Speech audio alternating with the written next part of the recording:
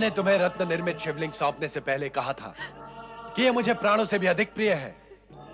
कहा था ना? हाँ स्वामी, अवश्य कहा था, किंतु मैं निर्दोष हूँ। मेरा केवल इतना दोष है कि मैं दुर्भाग्यवश उस शिवलिंग की रक्षा न कर सकी। मुझे क्षमा कर दो स्वामी, मुझे क्षमा कर दो। तुम्हें क्षमा करने के पश्चात भी मेरी मुक्ति नहीं है महानंदा। मैं अपने प्राण प्रिय शिव के बिना एक पल भी जीवित नहीं रह सकता। इसलिए अब तुम मेरे लिए चिता तैयार करो। जिस प्रकार अग्नि की ज्वाला में सब कुछ जल गया, मेरे लिए कुछ भी शेष नहीं बचा, उसी प्रकार मैं स्वयं को चिता की ज्वाला में जलाकर भस्म कर दूंगा। नहीं, नहीं स्वामी, नहीं, ऐसा न कहें। मुझ पापिन को क्षमा कर दें प्रभु। तुम बार बार क्षमा मांगकर मुझे विवश क्यों कर रही हो महानंदा? इस क्षमा का लाभ तुम्हें होगा, मुझे नहीं। तुम्हें क्षमा करने के पश्चात भी मैं अपने प्राण प्रिय शिव की स्मृति से मुक्त नहीं हो सकूंगा। मैं तुम्हें दोष नहीं दे रहा हूं, किंतु क्या करूं, विवश हूं। इस स्मृति की अग्नि मुझे पल पल जलाए, इसकी अपेक्षा उचित तो यही होगा कि मैं एक ही बार स्वयं को जलाकर भस्म कर दूं। चिता तैयार करो महानंदा। नहीं! यदि आपने ऐसा किया तो मेरी क्या दशा होगी? क्या मैं जीवन भर प्रायश्चित की अग्नि में नहीं जलती रहूंगी? तुम्हें किसी भी प्रकार से पीड़ित करना मेरा उद्देश्य नहीं है महानंदा। मैं तो स्वयं को पीड़ा मुक्त करना चाहता हूं। अब अधिक तर्क और विलंब न करो और चिता सजवा दो।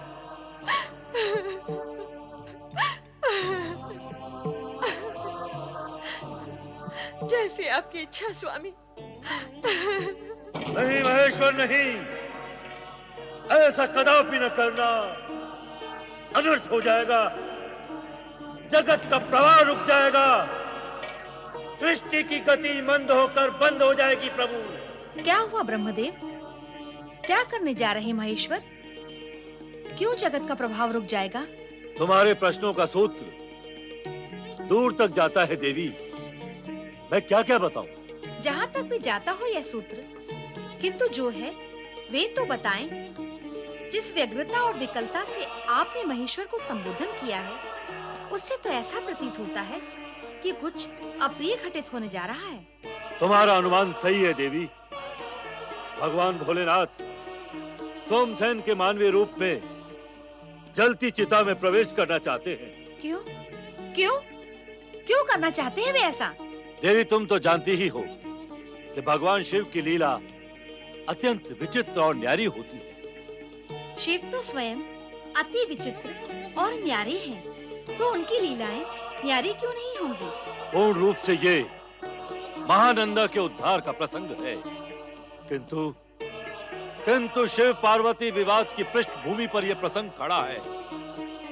यदि सोमसेन रूपी महेश्वर को इस समय रोका न गया तो स्थिति उलझ जाएगी। प्राण त्यागने की तैयारी? हाँ माता, सोमसेन के रूप में। किंतु ये सब करने की आवश्यकता ही क्या है? शिव की विचित्र लीलाएं कब और कहां आवश्यक होती हैं, इसका निर्णय वो स्वयं ही कर सकते हैं। लगता है सखी पार्वती को पीड़ित करने के लिए भोलेनाथ ने सोमसेन का रूप धारण किया है और अब चिता पर बैठकर प्राण त्यागने का उपक्रम कर रहे हैं। इस कथा में अन्य अनेक चरित्र तथा पड़ाव है माता। वर्तमान चिंता का मूल विषय यह है कि भगवान भोलेनाथ सोमसेन अर्थात मानव रूप में है। यदि वे मानव रूप में चिता पर बैठकर भस्म हो जाते हैं तो भविष्य में उनका रूप क्या होगा, यह विचारणीय है। स्थिति की गंभीरता को देखते हुए हमें तुरंत वहां पहुंचना चाहिए। हम में मैं भी हूं ना? देवी, हम में 2 से लेकर करोड़ों तक की संख्या समा सकती है। आओ चलें। ये सब क्या हो रहा है श्री गणेश? वहां पिता शिव शंकर सोमसेन का रूप धारण कर उस दुष्ट महानंदा के कारण चिता प्रवेश की तैयारियां कर रहे हैं। लगभग सभी देवगण को इस अप्रिय प्रसंग का ज्ञान हो गया है। उधर माता पार्वती भी अत्यंत दुखी है। दुखी कौन नहीं है? और दुखी क्या, मैं तो क्रोधित भी हूँ। इच्छा होती है कि उस दुष्ट महानंदा का वध कर दूं, किंतु क्या करूं, मर्यादावश विवश हूं। स्त्री पर प्रहार करना उचित भी तो नहीं। उचित अनुचित पर फिर कभी विचार कर लेंगे। इस समय तो हमें चिता भूमि पहुंचकर पिता महादेव को रोकना होगा। हाँ चलो। हाँ। ओम नमः शिवाय, ओम नमः शिवाय, ओम नमः शिवाय, ओम नमः शिवाय, ओम नमः शिवाय, ओम नमः शिवाय, ओम नमः शिवाय, ओम नमः शिवाय, ओम नमः शिवाय, ओम नमः शिवाय, ओम नमः शिवाय, ओम नमः शिवाय। हे महेश्वर, हे कैलाशपति, हे भोलेनाथ, रत्न निर्मित शिवलिंग में विराजित महादेव, मुझे दुख है कि मैं आपकी रक्षा नहीं कर सका। मुझे क्षमा करें प्रभु, मुझे क्षमा करें। मैं चिताग्नि में प्रवेश करके अपने द्वारा अनजाने में हुए घोर पाप का प्रायश्चित कर रहा हूं। स्वामी, स्वामी रुकिए। स्वामी, आपके वचन के अनुसार अभी तक 3 दिन पूर्ण नहीं हुए। वचन की मर्यादा और नैतिकता के कारण मैं आपकी धर्म पत्नी हूँ, और इस जगत की कोई भी पत्नी अपने पति को इस तरह चिता में जाते हुए नहीं देख सकती। देखने के लिए तुम्हें यहाँ चिता भूमि में आने की आवश्यकता ही क्या थी? न तुम यहाँ आती, न ये सब देखती। मेरा पतिव्रत धर्म मुझे यहाँ लेकर आया है स्वामी, केवल 3 दिन के लिए ही सही, किंतु मन, वचन, कर्म और समर्पित भाव से मैंने आपको अपना पति स्वीकार किया है। मैं आपसे पुनः प्रार्थना करती हूँ कि दुर्भाग्यवश जो अग्निकांड हुआ और रत्न में शिवलिंग की हानि हुई, उसे भूलकर भविष्य का विचार करें स्वामी। महानंदा, जिस प्रकार तुम्हें अपनी मर्यादा और धर्म प्रिय है, उसी प्रकार मुझे अपने शिव प्रिय है। चिता तक आकर प्रदक्षिणा लेने के पश्चात भविष्य का विचार करना धर्म विरुद्ध होगा। अब तो चिता में प्रवेश करना ही होगा। तुम्हारा हित इसी में है कि तुम अपने महल में लौट जाओ। आपका चिता को छोड़कर लौटना धर्म विरुद्ध है, तो क्या मेरा आपको छोड़कर लौटना धर्म संगत होगा? अब तो आप अपने साथ मुझे भी चिता में प्रवेश करने की अनुमति दें। तुम क्यों चिता में प्रवेश करोगी? तुम्हारा अपराध क्या है? तुम तो निर्दोष हो। अपराध अथवा दोष आपका भी क्या है? जितनी निर्दोष मैं हूँ, उतने ही आप भी हैं। रत्न में शिवलिंग के भस्म होने के लिए न आप दोषी हैं न मैं। फिर क्यों अकारण स्वयं को दंडित किया जाए? तुम फिर से तर्क करने लगी महानंदा। यह विषय तर्क का नहीं, भावना का है। अब तुम लौट जाओ और हमें चिता में प्रवेश करने दो।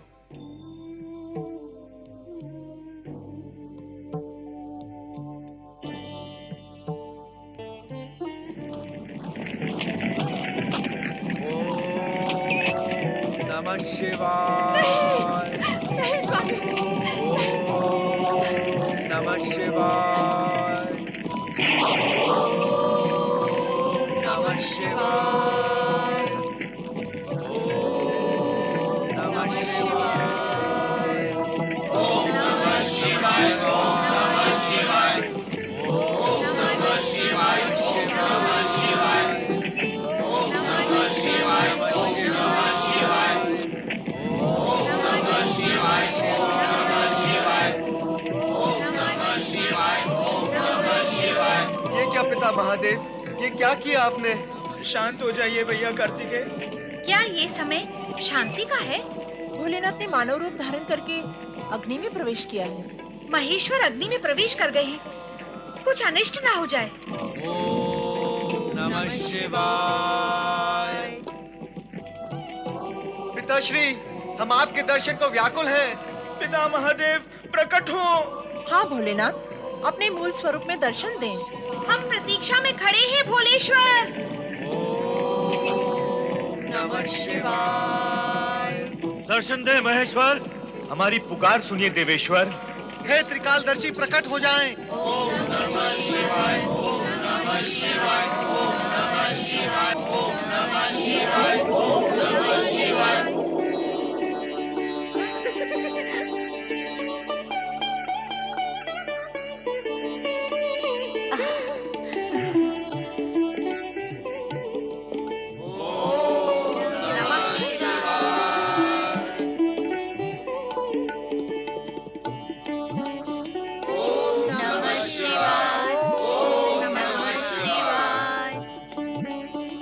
हे भोलेनाथ, हे शिव शंकर, आपके दर्शन पाकर धन्य हो गई मैं। मेरा तो आवागमन का फेरा ही टूट गया।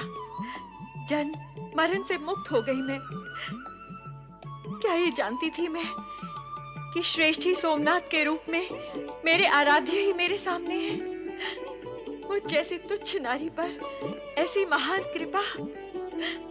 हे पतितों के उद्धार करता शिव शंकर, आपका दर्शन इस रूप में होगा, इसकी मैं कल्पना भी नहीं कर सकती थी। कल्पना करना नहीं, तुम्हारे लिए भक्ति करना ही उचित है। तुम्हारी अटूट शिव भक्ति और दृढ़ पति भक्ति के पवित्र भावना से हम अत्यधिक प्रभावित और प्रसन्न हुए हैं। कला व सौंदर्य की भौतिक कृति व आजीविका भी तुम्हें शिव भक्ति और आत्मनीति से विमुख नहीं कर सकी। हम तुम्हें शिवलोक प्राप्ति का वरदान देते हैं।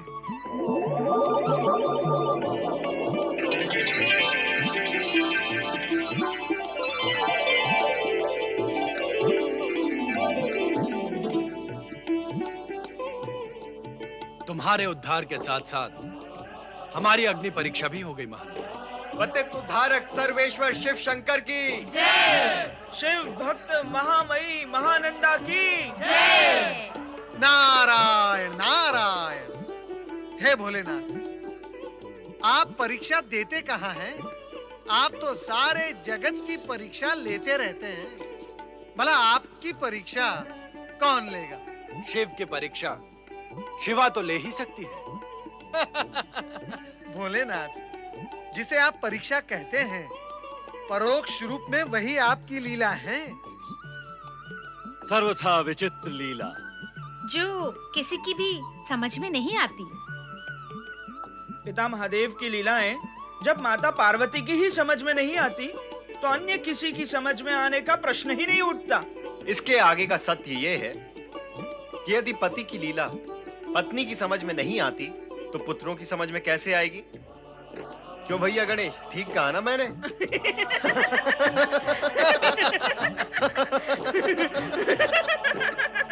शिव भक्त महानंदा के उद्धारक भगवान भोलेनाथ की जय।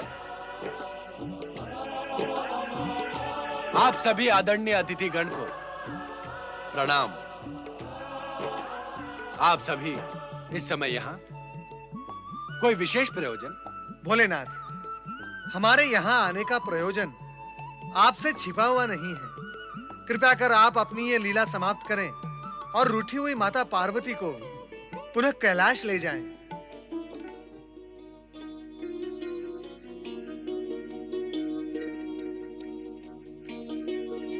बुद्धि सिद्धि के पति श्री गणेश, हम ये स्पष्ट कर देना चाहते हैं कि हमारे मन में किसी के प्रति कोई दुराग्रह नहीं है, किंतु तुम्हें अपने पिता के गौरव का ध्यान रखते हुए वही करना चाहिए जो तुम्हें उचित प्रतीत हो।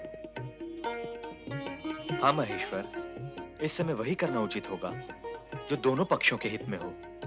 हे शिव शंकर, यदि पार्वती से कोई त्रुटि हो गई हो तो मैं आपसे क्षमा याचना करती हूँ कि आप पार्वती को भी क्षमा कर दें। आप हमसे क्षमा मांगकर हमें क्षमा मांगने के लिए विवश न करें।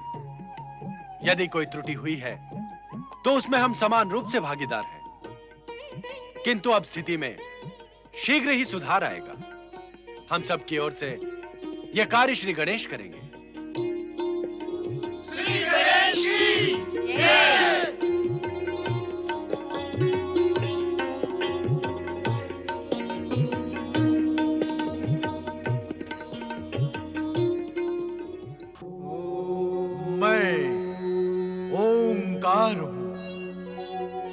क्रोधी, अहंकारी व दूसरों से ईर्ष्या रखने वालों से मैं सदा दूर रहता हूं, किंतु शांत, परोपकारी व सात्विक प्राणियों का मैं ही आधार हूं।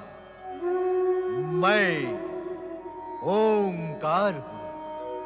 पर्वतिया बनी पार्वती अपनी माता महारानी मैना की मान सम्मान के साथ आरती उतारती है, किंतु श्री कार्तिकेय से शिव तथा महानंदा के संबंध में सुनकर पर्वतिया अपनी भूमिका को एक क्षण भूलकर विलाप करने लगी, जिससे उत्तेजित होकर श्री कार्तिकेय ने महानंदा का शिवालय अपनी क्रोधाग्नि से भस्म कर डाला। महानंदा को सोमसेन बने शिव द्वारा दिए गए रत्न जड़ित शिवलिंग के अदृश्य हो जाने से सोमसेन ने चिता में प्रवेश कर अपनी जीवन की आहुति का निश्चय किया। उधर पर्वतिया की सखियों के मन में सखा भाव के स्थान पर आदर भाव जागृत होने लगा। इधर शिव के आत्माहुति के निश्चय को सुनकर ब्रह्मलोक एवं वैकुंठ में हाहाकार मच गया। शिव परिवार जिस पर सदा सदा सुख एवं मंगल की वर्षा होती थी, इस नवीन शिव लीला से दुख तथा अमंगल की घनघोर घटाओं के मध्य घिर गया।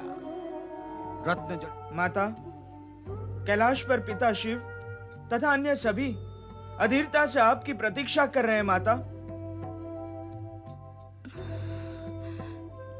किंतु माता, यदि आपकी इच्छा हो तो मैं अपने पिता भगवान शिव से भी यहाँ आने का अनुरोध कर सकता हूँ, किंतु परंपरा तो ऐसी है कि पत्नी को ही अपने माता पिता का घर, परिवार सब कुछ त्याग कर पति के घर जाना पड़ता है। जब पति के घर जाने के लिए पत्नी अपने माता पिता का घर, परिवार, बंधु बांधव सब कुछ त्याग कर सकती है, तो फिर अपने पति के पास पहुंचने के लिए अहंकार का त्याग करने में पत्नी को क्या आपत्ति हो सकती है?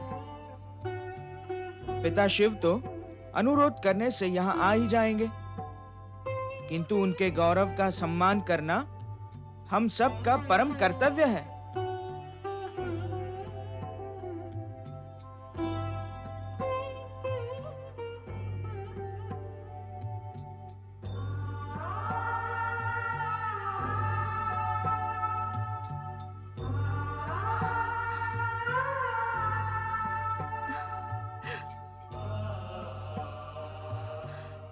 मैं जा रही हूँ, मुझे जाना पड़ रहा है,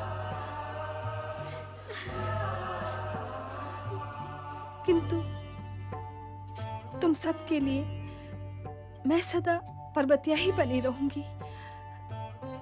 तुम भी मेरी सहेलियां ही बनी रहोगी।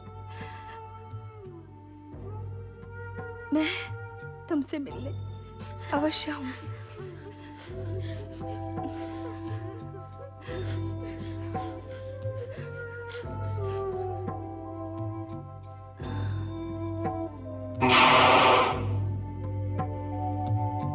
अब हम सबको देवी पार्वती के स्वागत की तैयारी करनी चाहिए। उनके आते ही हम सभी मिलकर उनकी जय जयकार करेंगे।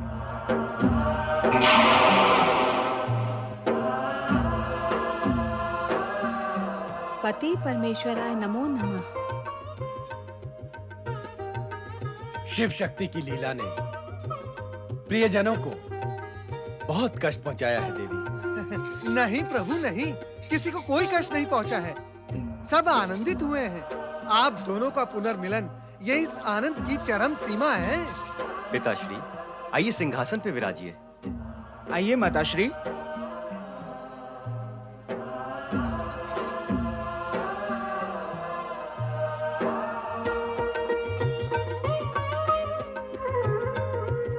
परात परब्रह्म आदि प्रभु भगवान शिव की आदि शक्ति माता पार्वती की शिव पार्वती का मिलन शिव लीला का ही एक भाग था। शिव तो अनेक लीलाएं रचते हैं और निसंदेह उन लीलाओं में कोई ना कोई प्रयोजन ही निहित होता है। शिव की रचनात्मक लीला का एक और पात्र नाग कन्या मणिभद्रा नागलोक में अपने शयन कक्ष में लेटी हुई अपने सपनों के राजकुमार के विषय में चिंतन कर रही है।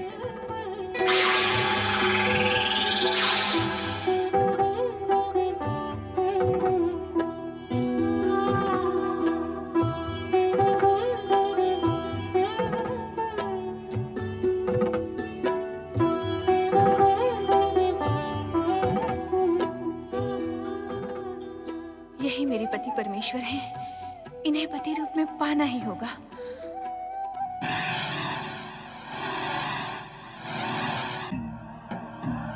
पति परमेश्वराय नमो नमः। तुम आ गई देवी पार्वती? हाँ स्वामी, मैं आई। आप भी आ गए? हम कहाँ गए थे?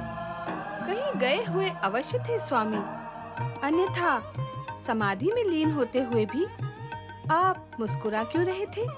वो कारण तुम सुनोगी तो तुम भी हंसे बिना नहीं रहोगी। तो आप सुना ही दें स्वामी, हंसी की वो बात। देवी, नागलोक की एक राजकुमारी मणिभद्रा ने स्वप्न में देखे मानव राजकुमार चित्रांगद को पति के रूप में पाने की कामना की है। क्या ये बात हंसने जैसी नहीं है?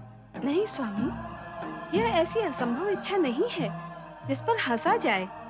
आप चाहें तो असंभव को भी संभव कर सकते हैं। वैसे भी वह नागवंश आपका आराधक है। आपकी कृपा तो उन पर होनी ही चाहिए। देवी, प्राणी की सद्वृत्ति और सत्कर्मों के आधार पर आराध्य की कृपा अपना मार्ग स्वयं बना लेती है, किंतु यहाँ आवश्यकता कृपा की नहीं, जातिगत और वंशगत साम्य की है।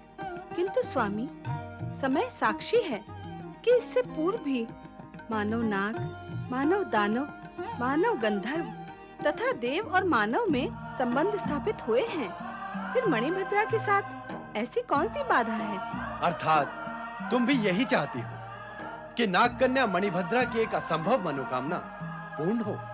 प्रश्न मेरी चाह का नहीं है स्वामी, उसकी भक्ति और आपकी कृपा का है। मैं तो केवल इतना ही चाहती हूँ कि आपके भक्त निराश न हों। उसने सच्चे मन से आपकी भक्ति की है, अब उसे फल देना आपके अधिकार की बात है।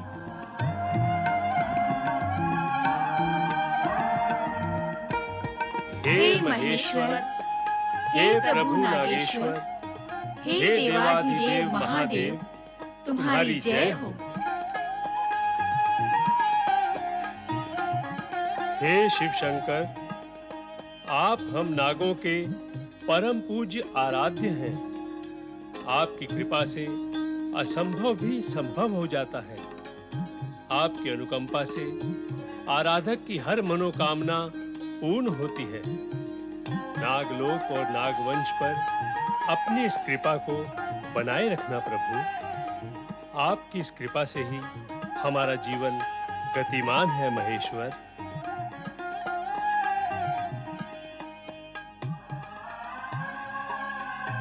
पिताजी, भगवान शिव की आराधना करने से सबकी मनोकामनाएं पूर्ण हो जाती हैं। क्या ये सत्य है? ऐसे निराधार प्रश्न का कारण, जब तुम्हारे पिता भगवान शिव के सम्मुख स्वयं इस सत्य को दोहरा रहे हैं, फिर तुम्हारी शंका क्या क्या कारण है? श्रद्धा भाव ना होने पर ही शंका जन्म लेती है पुत्री, और यदि मन में श्रद्धा है ही नहीं तो आराधना करने का क्या प्रयोजन है? क्षमा कीजिएगा पिताजी, क्षमा। आपको क्रोधित करना मेरा अभिप्राय नहीं था। तो फिर क्या था तुम्हारा अभिप्राय? जब भगवान शिव असंभव को भी संभव कर सकते हैं, तो फिर साधारण मनोकामना पूर्ति करने के लिए प्रश्न ही कहाँ उठता है? पुत्री मणिभद्रा, तुम अपनी मनोकामना तो कहो कि वह है क्या?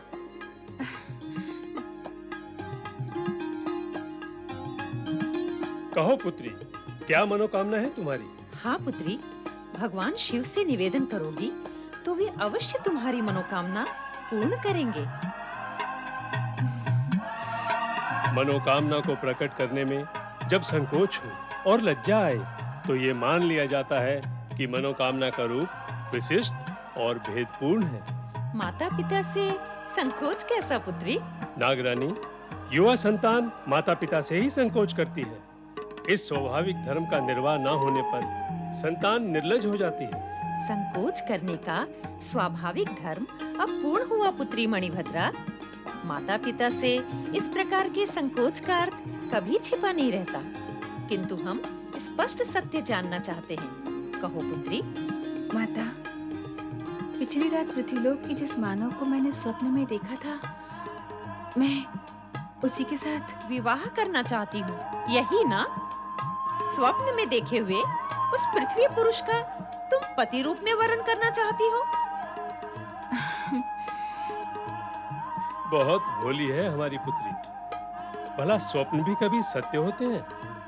स्वप्न सत्य हो अथवा नहीं, किंतु एक नाग कन्या का पति केवल एक नाग राजकुमार हो सकता है, कोई मानव नहीं। स्वप्न की बात भूल जाओ, यही तुम्हारे हित में होगा।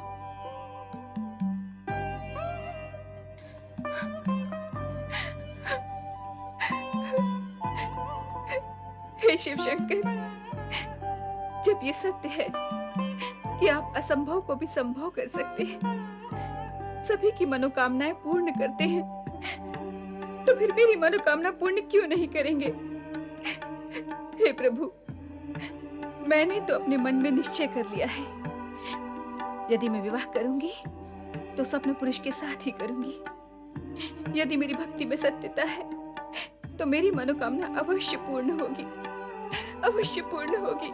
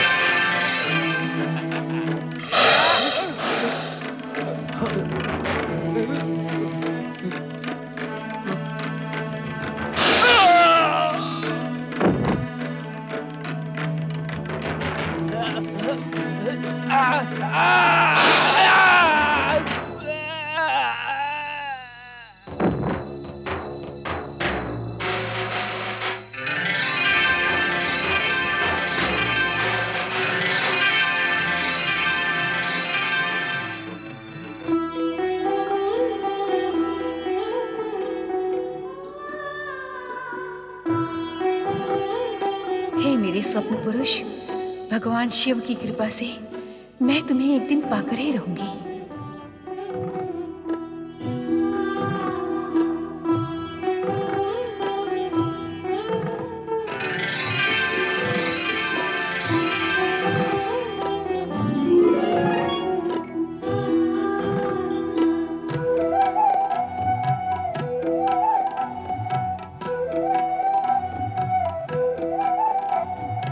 राजकुमार,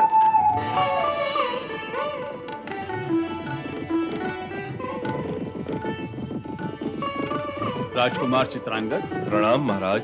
जीते रहो, कुशल पूर्वक तो होना। भगवान की असीम कृपा और आपके आशीर्वाद से मैं सकुशल हूँ महाराज।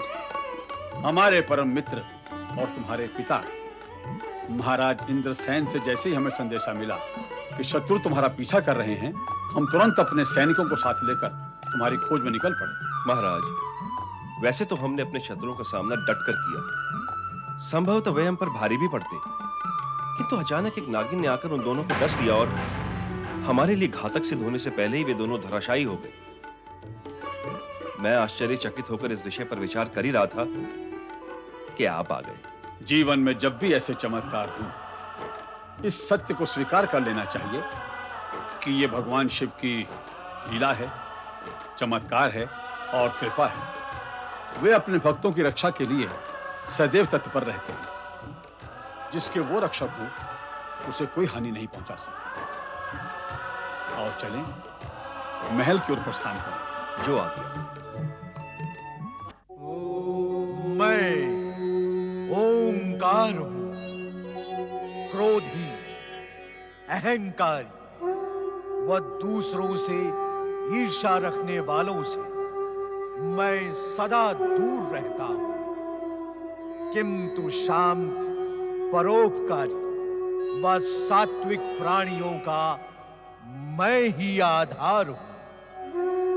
मैं ओंकार हूं। रत्न जड़ित शिवलिंग के खो जाने से पश्चाताप स्वरूप सोमसेन बने शिव चिता में प्रवेश करने ही वाले होते कि महानंदा ने उन्हें 3 दिन पूरे न होने का स्मरण करवाया, किंतु सोमसेन उसके प्रस्ताव को अस्वीकार कर चिता में प्रवेश कर जाते हैं। सोमसेन को पति स्वीकार कर चुकी उद्विग्न व्यथित महानंदा भी सोमसेन बने शिव का अनुसरण करती जलती चिता में प्रवेश कर जाती है। इसी समय सभी देवगण वहां उपस्थित होकर शिव से प्रकट होने की प्रार्थना करते हैं। चिता में प्रवेश के साथ ही महान शिव भक्त नर्तकी महानंदा को नारकीय जीवन से मुक्ति मिल जाती है। किंतु शिव लीला का यह अध्याय पूर्ण नहीं हुआ था। जब पुत्र गणेश ने भोलेश्वर से अपनी लीला समाप्त कर रूठी हुई माता पार्वती को मना लेने का आग्रह किया, तो महेश्वर ने पिता के गौरव तथा स्थिति का ध्यान रखते हुए इस कार्य का दायित्व श्री गणेश को ही सौंप दिया। अतः अपने उत्तरदायित्व को पूर्ण करने हेतु श्री गणेश विचार मग्न माता पार्वती के समक्ष प्रकट हुए। हे भगवान भोलेनाथ, मेरी पुत्री सीमंतनी पर दया करें। कुछ ऐसा करें जिससे ज्योतिषियों की बताई भविष्यवाणी मिथ्या सिद्ध हो। जीवन के अंत तक उसका सुहाग बना रहे। उस पर कृपा करो भगवान। उसे अखंड सौभाग्यवती होने का अवसर प्रदान करो महेश्वर। उसके सुहाग और भाग्य पर घिर आई काली छाया को हटा दो महेश्वर, हटा दो। दया करो प्रभु, दया करो, दया करो।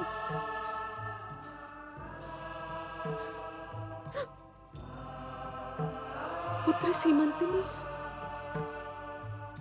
भगवान शिव से मेरे लिए दया की भीख क्यों मांग रही थी माँ? मेरे भाग्य पर, मेरे सुहाग पर ऐसी कौन सी छाया मंडरा रही है माँ? ज्योतिषियों ने मेरे बारे में क्या भविष्यवाणी की है माँ? माँ मुझे बताओ। तुमने ये सब कहाँ से सुन लिया? तुम्हें ये सब जानने की आवश्यकता नहीं है पुत्री। कैसी बातें कर रही हो माँ? तुम मेरे लिए चिंतित हो और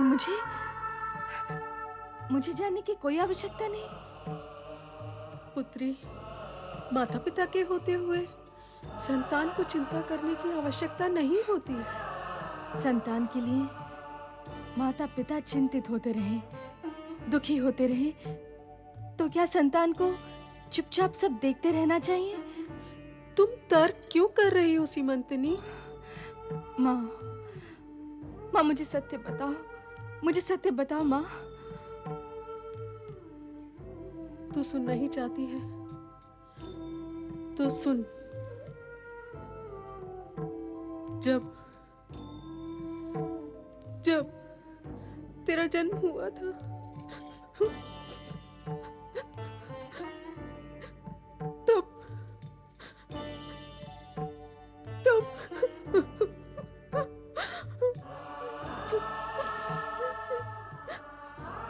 कुछ अशुभ अवश्य है, इसलिए तुम इतनी चिंतित हो रही हो। माँ, मुझे बताओ कि जब मेरा जन्म हुआ था तब क्या हुआ था? तब ज्योतिषियों ने भविष्यवाणी की थी कि माँ, जो भी है उसे कह डालो। भविष्यवाणी की थी कि जब ये कन्या 20 वर्ष की होगी तो ये विधवा हो जाएगी।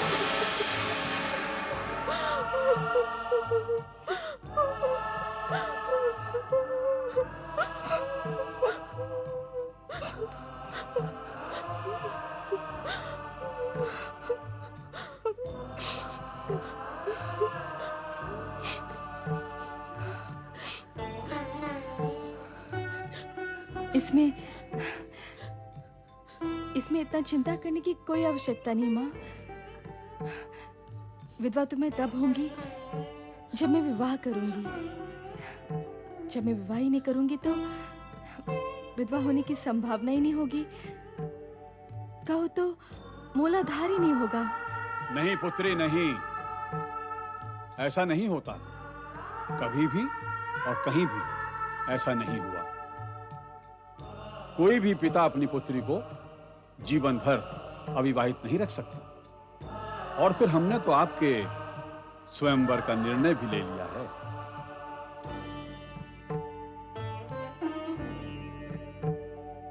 महारानी, इसमें आश्चर्य का कोई कारण नहीं। और हां, हम अपने मित्र इंद्रसेन के पुत्र को शत्रुओं से बचाकर अपने साथ ले आए हैं।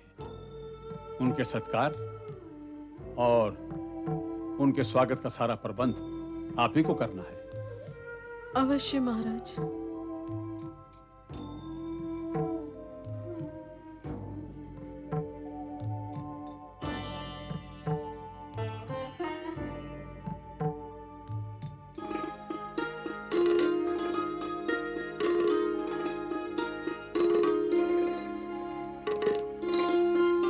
राजकुमार चित्रांगद को सीमंतनी का विनम्र नमस्कार।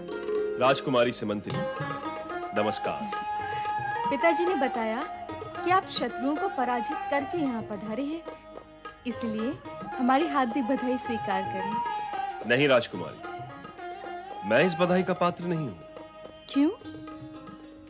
इसलिए कि उन शत्रुओं को मैंने नहीं, किसी और ने पराजित किया था। वो तो एक ऐसा अद्भुत दृश्य था जिसे मैं जीवन भर भुला नहीं सकता। कृपया उस अद्भुत दृश्य के बारे में हमें बताएं। राजकुमारी, मैंने वहां जो देखा और जाना वो तो शब्द और वर्णन दोनों के परे है। मैं अभी तक उस दृश्य के प्रभाव से मुक्त नहीं हुआ हूं। अब तक वो दृश्य मेरी आंखों के सामने घूम रहा है। वर्णन से परे होने के कारण उस दृश्य का आनंद केवल आप ही ले सकते हैं।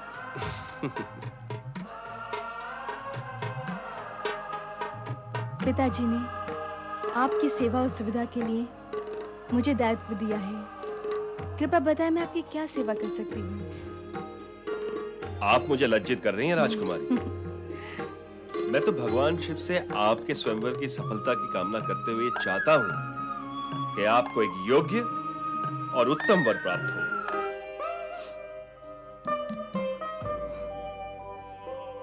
क्या हुआ राजकुमारी? क्या मैंने कुछ अनुचित कह दिया?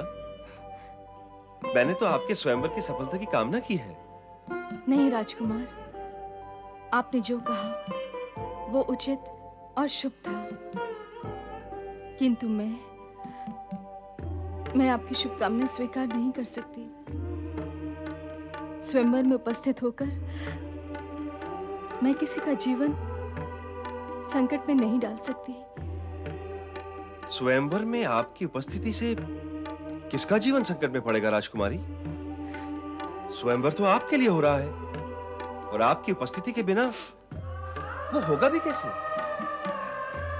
ये एक अत्यंत ही दुखद प्रसंग है। कृपया आप इसे यहीं समाप्त कर दें, यही उचित होगा। ये भी संभव है कि इसे तुरंत समाप्त ना करके इस पर चर्चा करके फिर इसे समाप्त करें तो और अधिक उत्तम होगा।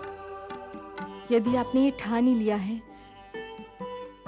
कि इस दुखद प्रसंग को जानकर रहेंगे तो सुने। जब मेरा जन्म हुआ तो ज्योतिषियों ने भविष्यवाणी की थी कि 20 वर्ष की आयु में मैं विधवा हो जाऊंगी। स्वयंवर में किसी का वरण करके मैं किसी का जीवन संकट में नहीं डालना चाहती। अच्छा, मैं चलूंगी। तनिक ठहरिए राजकुमारी, और ये सुनकर जाएं कि मेरी माता श्री के विषय में भी ज्योतिषियों ने ऐसी ही भविष्यवाणी की थी, किंतु मेरी माता देवी पार्वती की कृपा से आजीवन सौभाग्यवती रहीं और अब भी हैं। माता पार्वती की कृपा से? राजकुमारी, आप सच्चे मन से माता पार्वती की आराधना करें, फिर देखते ही देखते ये दुर्भाग्य की काली छाया सौभाग्य की ज्योति में बदल जाएगी।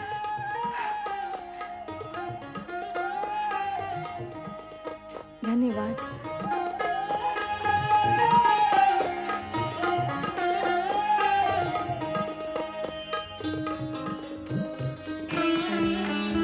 भगवत्यै पार्वत्यै नमः।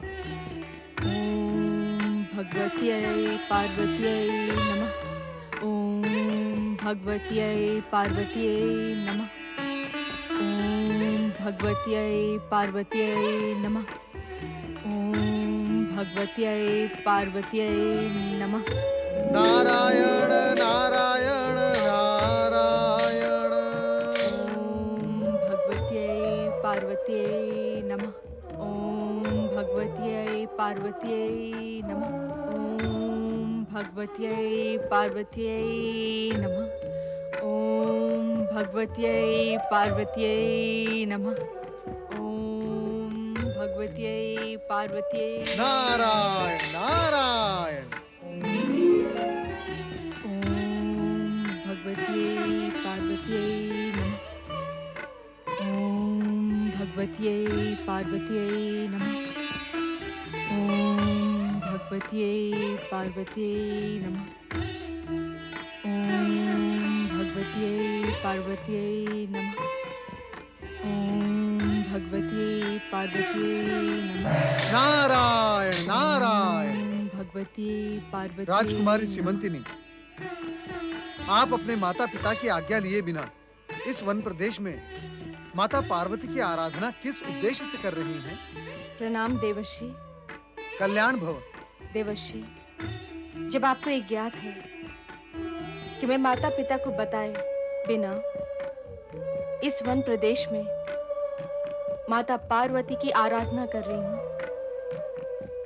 तब तो आपको ये भी ज्ञात होगा कि इस आराधना के पीछे मेरा उद्देश्य क्या है। नारायण नारायण। किंतु राजकुमारी सीमंतिनी, क्षमा करे देवर्षि, आपने दर्शन देकर मुझे कृतार्थ अवश्य किया है, किंतु मैं अपने निश्चय पर अटल हूं। जब तक माता पार्वती स्वयं प्रकट होकर मुझे आजीवन सौभाग्यवती होने का वरदान नहीं दे देती, तब तक मैं अन्न जल त्याग कर उनकी आराधना करूंगी। अंत में भले ही मुझे अपने प्राण ही क्यों न त्यागने पड़े। नारायण नारायण। नहीं नहीं राजकुमारी, ऐसा कदापि नहीं होगा। माता पार्वती बहुत दयालु है, वो तुम्हारी आराधना अवश्य सुनेंगी। कल्याण भव। प्रणाम देवर्षि। नारायण नारायण।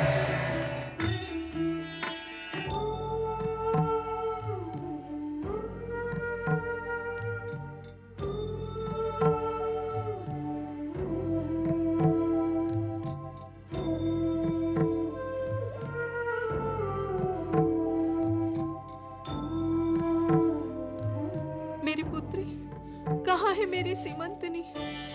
महाराज कुछ करिए महाराज। पुत्री के बिना मेरे प्राण सूखे जा रहे हैं। न जाने कहाँ होगी, किस स्थिति में होगी वह। महाराज उसे ढूंढे।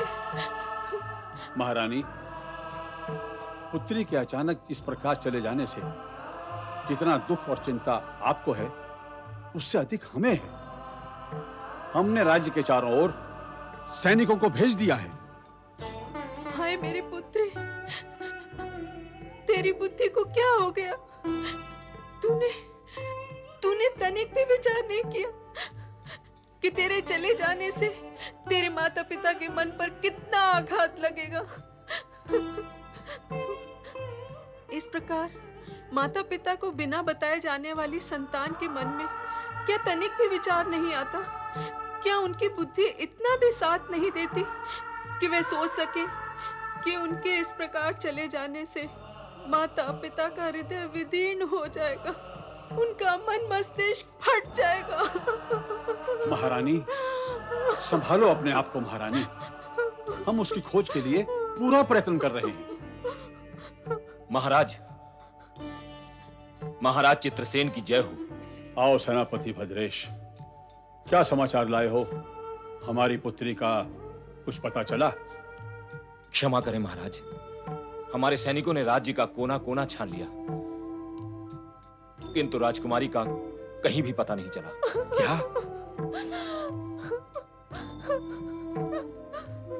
हे भगवान, ये किस संकट में डाल दिया है? उधर स्वयंवर के लिए राजाओं और राजकुमारों का आगमन आरंभ हो चुका है, और इधर जिस राजकुमारी का स्वयंवर है उसी का पता नहीं। कैसा मानसिक कष्ट भोगना पड़ रहा है हमें। क्या युवा पुत्री का माता पिता होना अभिशाप है? महाअभिशाप है, महाअभिशाप है, महाअभिशाप है, महाअभिशाप है, महाअभिशाप है।